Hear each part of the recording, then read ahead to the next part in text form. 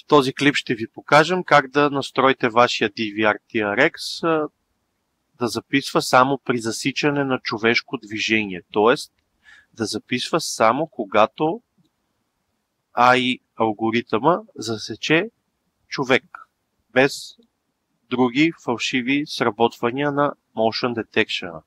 Духане на вятър, поклащане на дървета, храсти, цветя и така. Отиваме в настройките за запис. Избираме настройката да е валидна за всички канали.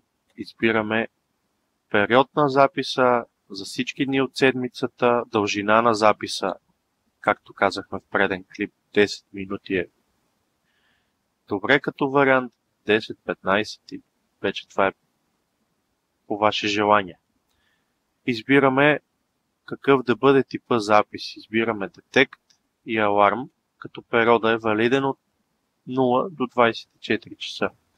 Избрали сме всички канали, запаметяваме настройката, потвърждаваме я с бутона Save, избираме подменю Alarm и Human Detect. Human Detect настройката се прави както стандартната Motion Detect настройка за всеки канал по-отделно. Тя по подразбиране е деактивирана. Избираме бутона Enable. Избираме период, в който да е активна тази настройка. Всички дни от седмицата. Избираме кой канал да бъде записван, т.е. ако камерата на първи канал засече човек, да записва първи канал, може да записва както и първи, така и едновременно и другите канали. Въпрос на конфигурация и желание от наша страна. Също така можем да изберем и отметката Mobile Reported.